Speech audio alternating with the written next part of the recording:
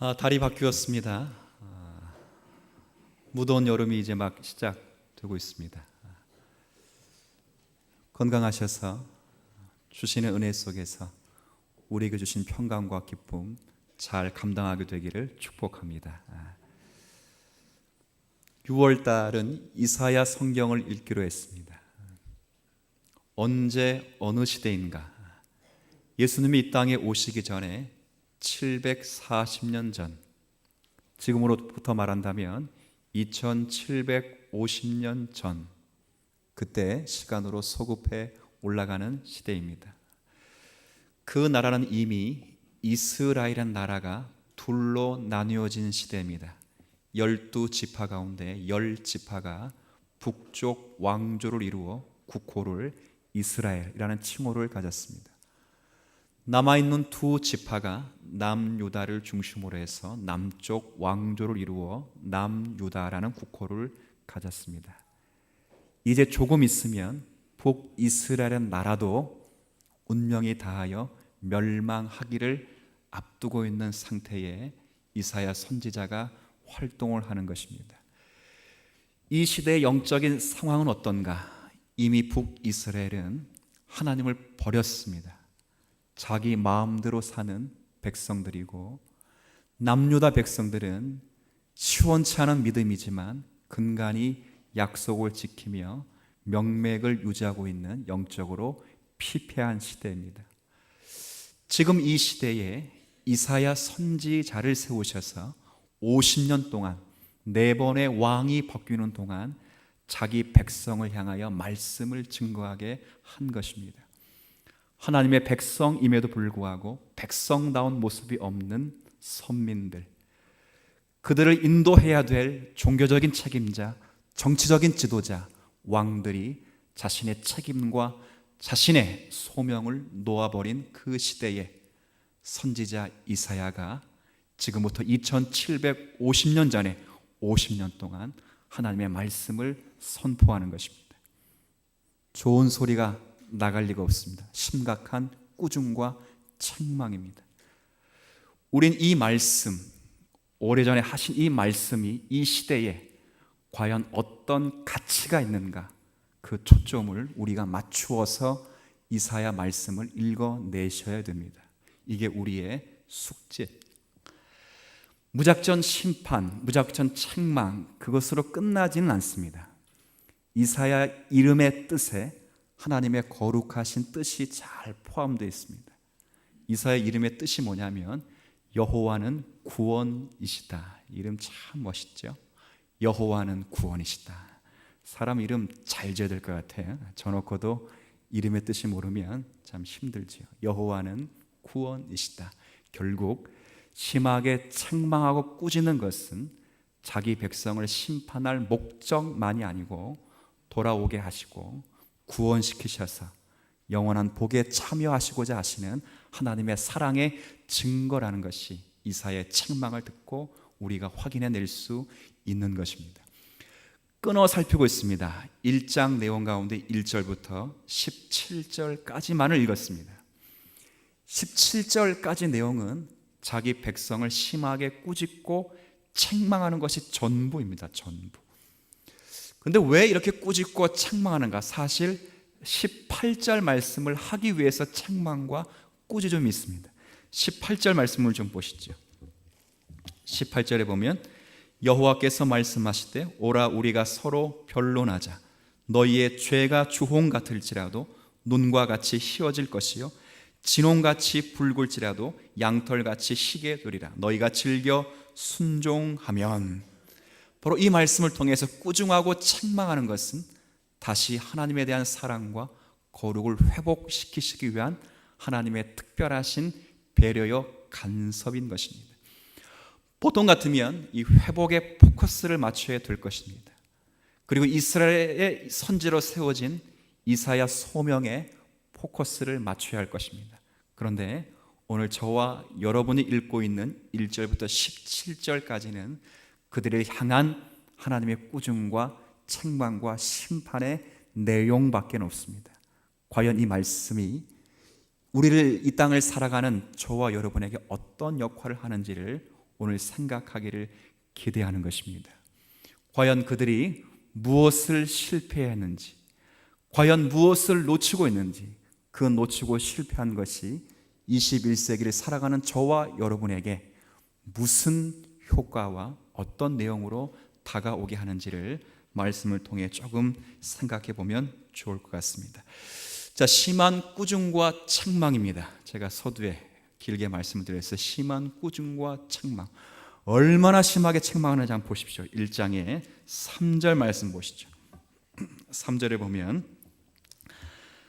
자, 한번 제가 읽습니다. 소는 그 임자를 알고 나귀는 그 주인의 구유를 알건만은 이스라엘은 알지 못하고 나의 백성은 깨닫지 못하는도다. 자, 소와 나귀가 주인을 압니다. 그래서 제가 제목을 뭐라 했냐면 짐승도 제 주인을 아는데, 그러면 짐승도 제 주인을 아는데 이스라엘은 제 주인을 알았다는 말일까요? 몰랐다는 말일까요? 몰랐다는 말입니다. 이 말을 바꿔 말하면, 심하게 말하면 짐승만도 못한 놈이 되었습니다. 우리가 이 땅 가운데 살면서 사람에게 할 수 있는 가장 큰 욕 가운데 하나가 짐승만도 못하다는 뜻입니다. 누구의 그런 말을 합니까? 도둑질하고 누구 때렸다고 짐승만도 못하다, 그런 말 하지 않습니다. 인륜의 관계를 거부하여 스스로 사람됨을 포기한 사람들에게 짐승만도 못하다, 그렇게 험한 말을 하는 것입니다. 3절 여기에만 이런 표현이 있지 않습니다. 또 아주 심한 꾸중을 하고 있습니다. 10절 말씀을 좀 보시죠. 10절에 보면, 너희 소돔의 관원들아 여호와의 말씀을 들을지어다. 너희 고모라의 백성아 우리 하나님의 법에 귀를 기울일지라. 소돔과 고모라는 아주 오래전에 이미 멸망받은 성읍이요 백성들입니다. 그런데 지금 여기에 소돔과 고모라의 이름이 다시 언급되어 있습니다. 이 사람을 누구로 지금 부르고 있냐면 바로 이스라엘 백성, 하나님의 백성을 가리켜 소돔과 고모라, 하나님께 가장 큰 진노를 사서 멸망을 받은 성읍처럼 부르고 있는 것입니다. 오늘 여러분과 함께 제가 고민해야 될 문제가, 왜 이 백성들이, 하나님의 백성들이 이런 심한 꾸중을 받게 되었는가? 저들이 과연 실패한 일이 무엇이며 무엇을 놓치고 있는가? 저들이 놓치고 있는 것은 혹시 우리 시대에 우리가 놓치고 있는 삶의 우선순위의 문제가 아닌가 생각해 보면서 오늘 우리에게 주시는 말씀의 교훈을 보기를 원합니다. 첫 번째 생각할 것은, 왜 저들이 이런 심한 꾸중을 받게 되는가? 우리가 보통 그런 생각을 합니다. 하나님에게 심한 꾸중과 책망을 듣는 사람이 있으면 보통 먼저 점검하는 게, 너 주일 예배 안 지키지? 혹은 뭘 떼어 먹으면 그런 욕 많이 먹죠? 11조 떼어 먹었으니까 하나님이 두드려 맞은 거 아니냐? 그렇게 책망을 물어갑니다. 지금 이스라엘 백성들이 짐승만도 못하다라는 소리를 들을 때 그들에게 예배가 부족하거나 헌금과 재물이 부족하여 이런 책망과 꾸중을 듣는 것이 결코 아닙니다. 우리보다 더 많은 예배를 드리고 있고 우리보다 더 많은 재물과 헌신과 봉사가 있습니다. 그럼에도 불구하고 그들을 가리켜 짐승만도 못하다, 그렇게 말을 합니다. 얼마나 많은 예물을 드렸는지 보십시오. 11절 말씀입니다. 여호와께서 말씀하시되 너희의 무수한 재물, 그리고 순양의 번제, 살찜 짐승의 기름, 수송아지 어린 양, 숫 염소의 피, 수많은 재물과 헌신과 헌금으로 하나님께 나아갔습니다. 거기에 머물지 않습니다. 13절에 보면 수없이 예배를 드렸습니다. 13절 중반에 월삭과 안식일과 대회로 모이는 것도 그러하니 성회와 아울러, 그러니까 모든 각종 예배와 절기를 다 지켰다는 것입니다. 지금식으로 말하면 각종 예배란 모든 예배를 다 참여한 거죠. 새벽 예배, 수요 예배, 금요 예배, 주일 예배, 참여하지 않은 예배가 없습니다. 헌금을 드리고 헌신하고 봉사하여 여호와 이름을 불렀습니다. 그런데 그들을 가리켜 짐승보다 못하다, 소돔과 고모라 같은 사람이여 이렇게 책망을 하는 것은 분명히 예배하며 헌신하고 있는 그들에게 어떠한 결정적인 하나님에 대한 심각한 범죄가 있다라고 하는 것입니다. 그것이 과연 무엇인가? 오늘 한번 살피며 나아가길 원합니다. 하나님께서 그런 재물을 기뻐하지 않습니다. 11절 마지막에 보면 기뻐하지 아니하노라. 13절 마지막에도 내가 견디지 못하겠노라. 하나님이 못하시겠다는 겁니다. 하나님이 기뻐하지 않으시겠다는 말입니다. 14절에 보면 노골적으로 말씀하십니다. 내 마음이 너희의 월삭과 정한 절기를 싫어하니 그것이 내게 무거운 짐이라. 이렇게 말씀하고 있는 분이 지금 누구시라고요? 하나님이십니다. 너희가 수없이 재물을 가지고 헌금을 가지고 예배 시간마다 나와 나의 이름을 부르는데 나 지겨워 죽겠고 나 무거워 죽겠고 내 마음이 피곤해 죽겠다. 그렇게 말씀하십니다. 내가 지기에 곤비하였노라. 그리고 4절에 보니까 하나님의 마음을 이렇게 표현해 두고 있습니다. 4절 슬프다. 하나님이 눈물이 있다면, 하나님께서 눈을 가지고 계시다면 눈물을 흘릴 작정으로 이렇게 말씀을 하고 있는 것입니다. 그리고 자기 백성을 향해 이렇게 말씀하십니다. 범죄한 나라여 허물진 백성이여 행악의 종자여 행위가 부패한 자식이로다. 바로 이렇게 하나님께서 자신의 슬픔을 표현해 두고 있습니다. 과연 무엇 때문에 그런가? 말씀드린 것처럼 예배와 제물과 헌신과 헌금이 없어서 이런 심판과 꾸중을 듣는 것이 아닌 것입니다. 무엇 때문에 그런가? 여기 3절, 4절 말씀 우리가 읽었던 것처럼 결과적으로는 저들이 하나님을 알지 못하고 하나님을 깨닫지 못하고 저희들이 하나님을 만홀히 여기며 하나님을 버렸기 때문에 이런 말씀을 하고 있는 것입니다. 하나님께 예배하는 자가 하나님을 버립니다. 하나님께 예물을 드리며 하나님께 헌신하는 자가 여호와를 알지 못하고 깨닫지 못합니다. 이 문제입니다. 예배를 안 드려서 하나님을 버린 것이 아니라 헌금을 안 하고 봉사를 안 해서 여호와를 깨닫지 못하는 것이 아니라 열심히 예배하고 열심히 헌신하고 열심히 기도하고 찬송하고 헌금을 드리는데 저들이 여호와를 알지 못하고 저들이 여호와를 깨닫지 못하며 저들이 여호와를 버렸다고 말씀하고 있습니다. 이 말씀이 얼마나 우리를 심각하게 조여매는지를 여러분이 심각하게 받으시면 이 말씀을 드리고 고민을 하셔야 될 것입니다. 자, 그럼 두 번째 생각할 것은 저들이 과연 무엇을 놓치고 있는가? 무슨 죄악 때문에 이런 하나님의 선언들을 듣고 있는가? 그건 서두에 말씀드린 것처럼 여호와를 버린 것이요 깨닫지 못한 것인데 그것이 어떻게 나타나느냐? 바로 그 말씀입니다. 15절 말씀 한번 좀 보시죠. 15절에 보면 자, 이 말씀 한번 같이 한번 읽어보시겠습니다. 너희가 손을 펼 때에 내가 내 눈을 너희에게 가리고 너희가 많이 기도할지라도 내가 듣지 아니하리니 왜냐하면 너희의 손에 피가 가득함이라.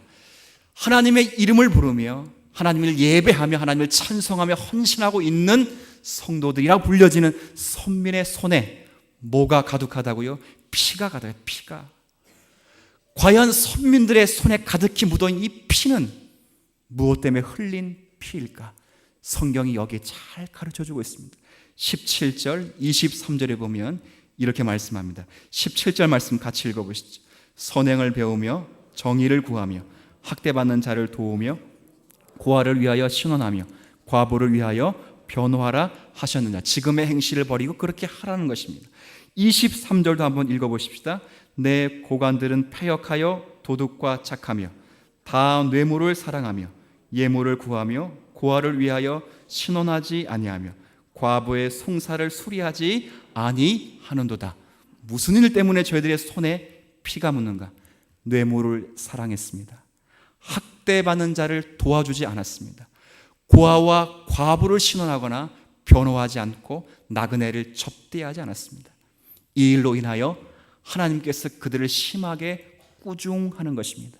바꿔 말하면 그들이 공의와 정의의 삶을 살지 않았다고 하는 것입니다. 오늘 이 문제입니다. 과연 공의와 정의의 삶이 무엇이길래, 그 공의와 삶이, 정의의 삶이 우리를 어떤 부분으로 세워주기에 하나님이 이렇게 꾸중을 하시는 것일까? 사실 공의와 정의라고 하는 것은요, 하나님의 백성과 성도들 간의 관계에 있어서 성도들에게 부여된 책임과 의무입니다. 근데 그 책임과 의무는 그냥 구제하며 섬기는 그런 미원적인 책임과 의무가 결코 아닙니다. 그것은 하나님의 어떠하심과 자기가 지금 서 있는 이 위치가 하나님의 무엇으로 돼 있는가를 확인하는 신앙 고백에서 고아와 과부와 나그네를 대접해야 하는 것입니다.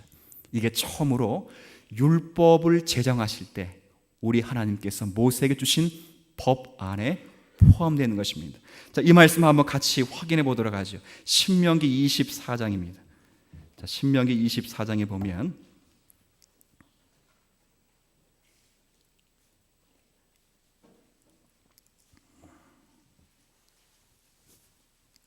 신명기 24장 구약성경 298쪽입니다.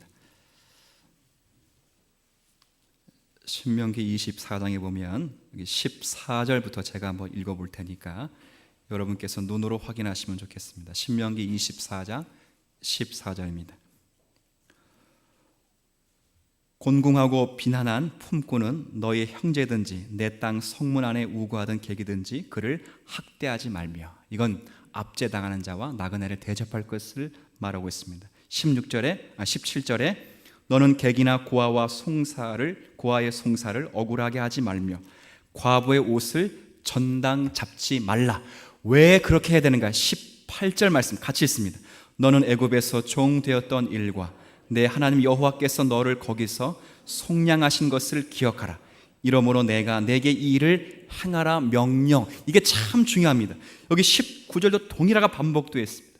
내가 밭에서 곡식을 벨 때에 그 한 무스를 밭에 잊어버렸거든 다시 가서 가져오지 말라. 나그네와 고아와 과부를 위하여 남겨두라. 20절에도 내가 내 감람나무를 떤 후에 그 가지를 다시 살펴보지 말고 남은 것을 객과 고아와 과부를 위하여 남겨두라. 포도원도 마찬가지입니다. 그러면서 22절에 한 번 더 반복하죠. 같이 있습니다. 너는 애굽 땅에서 종 되었던 것을 기억하라. 이러므로 내가 내게 이 일을 행하라 명령하였노라. 이 말씀 뭡니까? 여러분이 고아와 과부와 또 나그네를 돌아보고 대접하는 일이 그들이 불쌍하여 하나를 더 준다는 차원이 아니라 우리의 과거의 영적인 형편이 어떠했는지를 고아와 과부와 나그네를 살피면서 깨닫고 지금 저와 여러분의 형편이 하나님의 은혜와 자비로 되어 있다는 사실을 은혜로 뉘우치고 알라고 하시는 하나님의 사인인 것입니다. 부모를 잃은 고아, 한 가정의 가장을 잃은 과부, 그리고 본향을 잃어버린 그 나그네들은 다른 사람이 아니라 우리였고 우리의 형편이었다는 것입니다. 그러나 하나님께서 고아와 같은 우리에게 아버지가 되어주시고 과부와 같은 우리에게 남편이 되어주시며 돌아갈 본향이 없고 목적지가 없는 우리에게 안식처와 우리의 피난처, 본향이 되어 주셨기 때문에 그 받은 사랑과 은혜와 자비에 감사하여 그와 같은 자들에게 하나님의 은혜와 자비를 베풀면서 하나님의 어떠하심과 동일하게 베푸는 자의 우리의 심정에 하나님의 은혜를 체득하도록 깨닫게 하시는 것입니다. 그냥 둘을 가졌으니 하나를 나눠줘라, 그러면 너에게 복을 주겠다, 그런 차원이 아닐 것입니다. 그런 차원이 아니라 그들이 하나님의 받은 은혜를 너무 귀히 여겨 그 은혜를 받은 자로서 감당하도록 하시기 위한 하나님의 책임인 것입니다. 이것이 안식일이요, 이것이 대회요, 이것이 번제물이요, 이것이 성회로 모이는 목적입니다. 오늘 예배당 찾아 나오신 여러분, 습관적으로 오셨습니까? 아니 나오면 벌 받을 것처럼 나오셨습니까? 한 주간 살면서 하나님의 은혜와 자비의 긍휼에 너무 감격하여 그 은혜와 긍휼이 아니고서 내가 살 수 없기에 이 자리에 교회를 이루며 주님을 찬양하고 있습니까? 과연 우리의 삶은 어떻습니까? 단지 우리와 은혜와 긍휼과 자비를 잃어버린다면 지금 선민인 이 남유다 백성들처럼 명분과 허상과 형식만이 남아 있을 뿐입니다. 그러니 저들은 고아와 과부가 일로 그치는 것입니다. 짐이 돼버리는 것입니다. 그들을 도와준들 얻어낼 것이 없습니다. 명예 있고 권세 있고 돈 있는 자에게 붙어 있으면 떨어지는 것이 있습니다. 그러나 고아와 과부를 돌아볼 땐 떨어지는 것이 없으니 그들을 학대하고 그들을 멸시하면서도 하나님을 찾아 나오는 것입니다. 이것을 지금 묻고 깨닫고 이것을 책망하도록 하는 것입니다. 또 하나 같이 생각할 수 있는 건 다른 것은 아닙니다. 같이 생각할 수 있는 것은 2절 말씀에 보면, 다시 본문으로 한번 돌아보십시오. 2절에 보면 2절 말씀 보십시오. 2절에 보면 이런 표현이 있습니다. 하늘이여 들으라, 땅이여 귀를 기울이라. 여호와께서 말씀하시기를 내가 자식을 양육하였거든 그들이 나를 거역하였도다. 지금 하나님과 이스라엘 백성의 관계를 어떻게 말씀하고 있냐면 아버지와 아들의 관계로 말씀하고 있습니다. 저들이 지금 놓치고 있는 것은, 저들이 실패하고 있는 것은 예물이 없고 제사가 없고 헌신과 봉사가 부족한 것이 아니라 하나님에 대한 공경이 없다는 것입니다. 더 바꿔 말하면 하나님을 아버지로 섬기면서 예배하지 않고 아버지를 섬기며 존중함이 없이 하나님께 무작정 찾아 나온다고 하는 그 심각한 책망인 것입니다. 아버지로 섬긴다는 것이 무엇입니까? 그건 다른 것이 아닙니다. 하나님이 나의 창조주가 되시고 하나님이 나의 섭리주가 되시고 나의 구원자가 되시며 나의 심판주가 되시며 내가 가지고 있고 내가 소원하는 모든 것의 근원이며 나의 모든 운명을 주고 계신 분이 하나님이시라고 하는, 그래 주님만이 나의 절대 주권자라고 하는 그 고백이 없이 습관적으로 하나님께 복을 받아 내려는 심정으로만 하나님께 찾아 나오는 그런 말씀으로 이 책망이 있는 것입니다. 이게 우리가 하나님 앞에 다시 한번 확인해야 될 그런 말씀이 아닐 수 없습니다. 이 말씀과 똑같은 구조가 말라기 1장 6절 이후에 말씀에 있습니다. 살피진 않습니다. 제가 구두로 말씀을 드릴게요. 하나님께서 자기 백성과 제사장을 자기를 멸시하는 백성과 제사장을 꾸짖습니다. 꾸짖는데 어떻게 꾸짖냐면 너희가 나를 멸시한다 이렇게 말하기 전에 이런 말씀을 하십니다. 이 땅의 인생들 가운데는 당연히 아들이면 아버지를 존경할 것이고 종이면 주인을 공경할 것인데 너희들에 대하여 내가 아버지가 됐는데 왜 너희들은 나를 공경하지 않고 내가 너희들에게 주인이 되었는데 왜 너희는 나를 알아주지 않느냐? 너희들이 나를 멸시하며 너희들이 나를 경멸한다 이렇게 말씀을 합니다. 그러니까 백성들이 할 말이 있죠. 백성들이 할 말이 있습니다. 무슨 할 말이 있습니까? 내가 예배 드렸습니다. 내가 헌금했습니다. 이 할 말이 있죠. 입이 빼쭉 나와서 말을 하는 것입니다. 왜 우리가 하나님을 멸시했습니까? 언제 하나님을 경멸했습니까? 내가 하나님을 아버지처럼 공경 안 한 적 없습니다. 명절 때만 되면 내가 꼭꼭 찾아갔습니다. 설날 때 찾아가고 추석 때 찾아가고 생신 때 찾아가고 기념일 때 찾아가서 매달 정기적으로 내가 용돈을 드리며 아버지에게 선물을 안기지 않았습니까?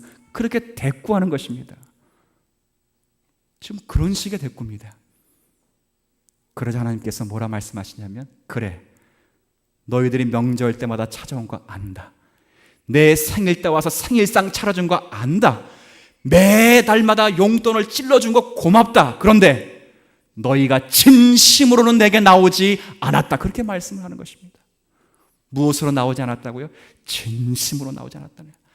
아버지라고 하는 그 공경과 사랑과 은혜의 면으로 나오지 않고 아버지의 유산을 바라며 아버지에게 떨어질 콩고물을 얻기 위하여 찾아왔다는 것입니다. 무엇을 들고? 예배 시간을 협박하여, 재물을 들고, 헌신을 들고, 봉사를 들고 아버지의 공경함이 없이 찾아 나왔다고 하는 것입니다. 이게 참 우리에게 무서운 말씀이 아닐 수가 없습니다. 저는 이 말씀 앞에 여러분이 다시 한번 서 있는 성도들이 되면 좋을 것 같습니다. 우리가 이 말씀 앞에서 우리가 하나님을 어떻게 예배하는지를 잘 생각해 보는 그런 말씀으로 이 말씀이 있으면 너무도 좋을 것 같습니다. 우리가 하나님을 예배하지 않는 것이 아닙니다. 예배하며 섬기며 주님을 찬송합니다. 그런데 무엇이 부족할 수 있냐면 진심과 하나님을 향한 공경과 사랑이 없는 것이 부족한 것입니다.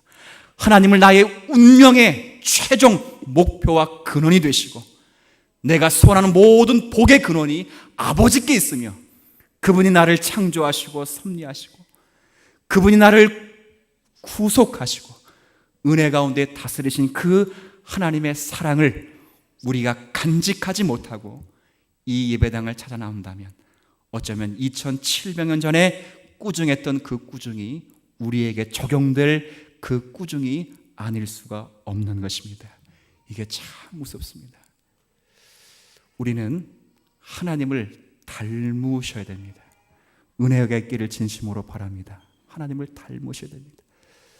제가 어제 어떤 행사를 끝내고 돌아와서 한 집사님과 저녁 식사를 했어요. 네, 저는 그 식사를 하러 간 그 자리에 식당 주인을 잘 몰랐습니다. 근데 그 식당 주인은 우리 교회도 잘 알고 저도 잘 알고 우리 아들놈도 잘 알더라고요.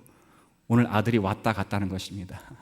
그러면서 저는 모를 텐데 저를 보면서 아빠랑 똑같이 생겼다고 그래서 저를 알아봤답니다. 제가 지금 뭘 말씀드리냐면 모르겠습니다. 막내 아들이 저를 닮아서 그가 기뻐할지는 모르겠지만 저로서는 상당히 기쁜 말이고 행복한 말입니다. 하나님을 섬기는 자들에게 하나님이 가장 기뻐하시는 내용은 그 자녀들에게 하나님을 닮은 모습이 있어야 된다는 것입니다. 하나님을 예배하는 자들에게 하나님을 닮은 모습이 없이 하나님에게 주어진 능력을 뺏어가는 모습만 있다면 명절에 선물 꾸러미를 안고 유산을 바라여 아버지의 부모에게 찾아가는 자와 별반 다르지 않다는 것이 오늘 경고하는 말씀입니다. 서두에 말씀을 드렸지요. 예배가 없기에 헌신이 없기에 봉사가 없기에 아니요 헌금이 없기에 아닙니다. 차고 넘칩니다. 그러나 저들의 마음 진심이 없습니다. 모든 것의 창조의 질서 되신 하나님을 아는 것이 없습니다. 다윗이 왜 하나님께 칭찬받았지요? 왜 사랑을 받았지요? 다른 것이 아닙니다. 다윗은 하나님 마음에 뭐한 사람이고요? 합한 사람이에요. 하나님을 닮기를 기대하는 사람이고 하나님의 은혜를 기억하는 자며 하나님의 자비 안에 머물기를 기대하는 것입니다. 우리가 이 사실을 놓쳐서는 안 될 것입니다. 사랑하는 성도 여러분, 우리가 하나님의 자녀로 이 땅 가운데 살고 있다면 우리가 하나님을 아버지로 섬겨가는 은혜가 있기를 진심으로 축원하는 것입니다. 이스라엘 백성들의 실패가 무엇인지를 잘 아시죠? 이스라엘 백성들의 실패는 항상 하나였습니다. 하나님을 섬기면서 우상을 섬기고 더 큰 범죄는 우상을 섬기듯 하나님을 섬기는 것입니다. 우리로서는 이해가 되지 않습니다. 절대 잘 이해가 되지 않습니다. 그러나 그들의 범죄가 우리의 범죄가 다르지 않습니다. 방불하지 않습니다. 보십시오. 이스라엘 백성들이 하나님의 큰 능력과 권능을 베푸셔서 10가지 재앙을 따라서 그 백성들이 출애굽을 했습니다. 마지막 10번째 재앙에 모든 살아있는 것 가운데 첫 번째 것을 죽이시면서 생사화복을 하나님이 주관하신다는 사실을 모든 사람들이 알고 체험하고 출애굽을 했습니다. 첫 번째 만난 난관이 홍해였습니다. 그러나 하나님께서 강력하게 능력으로 간섭하셔서 마른 땅같이 건너게 하셨습니다. 가나안 땅 가는 동안 만나와 메추라기와 물을 먹어서 여러 기적과 체험을 받았고 구름과 불 기둥으로 안전하게 가나안 땅까지 들어가게 됩니다. 요단강을 건널 때도 홍해와 같이 건너게 하셨고 난공불락의 성인 여리고성을 다만 7바퀴를 돌면서 무너뜨리게 하셨습니다. 그리고 철병거로 무장한 가나안 땅을 하나님의 능력으로 간섭하여 저들에게 승리를 안겨주었습니다. 그럼에도 불구하고 저들이 무엇으로 돌아갔지요? 우상을 섬기는 것으로 돌아갔고, 더 문제는 하나님을 우상을 섬기듯 섬기고 있는 것입니다. 무엇 때문에 그럴까요? 다른 것이 아닙니다. 기독교인들과 신앙인도 동일한 반복적인 죄악들이 있는데, 그것은 우상과 하나님을 구별해내지 못하고 차이를 제대로 인식하지 못하기 때문입니다. 그래서 하나님도 수단이요, 우상도 수단으로 그들이 사용하고 있는 것입니다. 이와 같을 것입니다. 그래서 그들이 하나님께 순종할 마음도 없이, 배울 마음도 없이 그냥 하나님이 가지고 있는 능력을 이용하여 하나님께로부터 자신이 설정한 목표와 자신이 가지고 있는 꿈만을 이루어 드리기 위하여 예배하며 안식일을 지키며 그런 이스라엘 백성들 지금 심각하게 꾸짖는 것입니다. 제가 피부적으로 좀 와닿도록 이렇게 한번 좀 소개하면 좋을 것 같습니다. 여러분, 하나님을 어떻게 믿고 섬기고 계십니까? 하나님이 여러분의 하나님이신 것 자체로 만족하며 위로를 얻으십니까? 아니면 하나님은 하나님이시지만 내게 돈을 주셔야 그제서야 안심이 되고 위로가 되십니까? 하나님이 나의 전부가 되신다는 것 자체로 만족하지 못하고 하나님은 나에게 권세와 물질과 자리를 주셔야만 그제서야 위로가 되고 그제서야 만족이 되십니까? 만약에 후자라면 이스라엘 백성들이 섬기는 것과 똑같이 우리들도 하나님을 섬기고 있는 고질적인 죄악이 되는 것입니다. 저는 여러분들이 이렇게 섬겨나가질 않길 바랍니다. 저는 여러분이 지금 제가 앞으로 말씀드릴 이와 같이 하나님을 섬기길 원합니다. 저는요, 우리 모든 성도들이 하나님을 섬기며 경배하는 자들로 있길 바라고 아버지처럼 섬기길 바라며 우리가 추구하고 본받고 우리가 소원하고 있는 모든 근원을 하나님 아버지가 가지고 계시고 계시다는 것 자체로 만족하며 주님을 섬겨가는 은혜가 있기를 기대하는 것입니다. 하나님은요, 우리가 소원하는 모든 것을 가지고 계십니다. 그런데 물건으로 가지고 계지 않습니다. 내용으로 가지고 있습니다. 신앙의 인격과 성품과 하나님의 닮는 것으로 가지고 있습니다. 고린도 전후서를 지난 5월달 살펴봤죠. 고린도 전후서를 살피면서 고린도 교회의 가장 큰 문제점이 뭐지요? 고린도 교회의 지식이 부족하지 않습니다. 어느 교회 못지않게 이 땅의 훌륭한 신학자들보다 더 많은 지식을 가지고 있습니다. 말을 못하지 않습니다. 예수를 잘 전합니다. 예수에 대해 잘 소개합니다. 많은 은사를 가지고 있습니다. 모든 이들이 부러워할 모든 은사가 고린도 교회에 다 있습니다. 물건으로 다 있습니다. 지식과 언변과 은사가 물건으로 다 있습니다. 근데 뭐가 없다고요? 내용으로 없으면 내용. 그러니 고린도전서 13장에 뭐라 말씀하십니까? 내가 천사의 말을 할지라도, 그렇죠, 내가 방언을 할지라도, 산을 옮길 만한 믿음이 있을지라도 뭐가 없으면 아무것도 아니라고요? 사랑이 없으면 아무것도 아닙니다. 물건으로서가 아니라 내용적인 면이 없다면 은사가 아무리 많고 지식이 많고 언변이 많을지라도 덕과 성품과 사랑의 면이 없다면, 오래 참고 온유하며 시기하지 않으며 관용하며 서로를 용납하는 마음이 없다면 너희들이 방언을 하여 예배한들, 수억 수천을 들여 하나님께 헌금한들, 우리의 손에 항상 피가 맺혀 하나님의 슬픔을 가져드리는 예배와 헌금과 우리의 봉사가 되는 것입니다. 이 문제를 심하게 꾸짖고 있는 것입니다. 사랑하는 성도 여러분, 하나님은 우리의 아버지가 되시는 분이십니다. 모든 성도는 바로 하나님을 아는 것, 깨닫는 것을 우선시하는 성도가 되셔야 할 것입니다. 우리의 삶에 고단한 일이 왜 없겠습니까? 왜 우리의 삶의 슬픔과 절망과 비극이 왜 없겠습니까? 제게 기도 부탁하는 모든 분들, 아니 모든 분들 그러면 안 되죠. 많은 분들 대다수가 기도 부탁을 드리면 제가 웃는 것보다 우는 것이 더 많습니다. 그렇지 않습니까?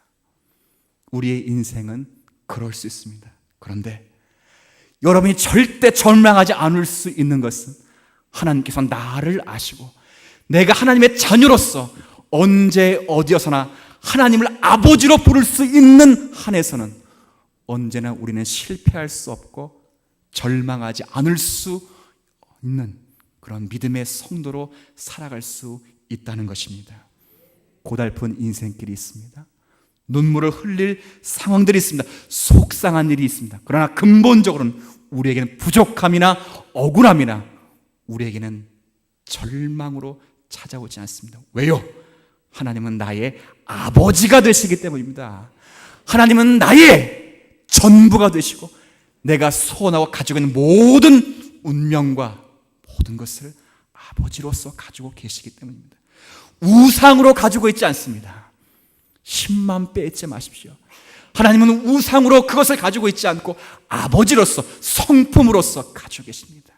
여러분이 할 일은 그 아버지를 닮는 것입니다. 형식과 명분으로 닮지 마십시오. 내용으로 닮으십시오. 품으십시오. 기도하십시오. 참으십시오. 그리고 하나님의 사랑을 느끼셔서 지금 우리가 있는 이 위치가 하나님의 은혜와 자비와 긍휼로 되었다는 사실을 고백하시고 그런 고백의 자리에 우리만이 아니라 모든 성도들이 함께 이 자리에 초대받는 것을 우리의 목표로 두고 살아가는 모든 성도가 되기를 주님의 이름으로 축복합니다. 하나님 아버지, 자기 백성을 심하게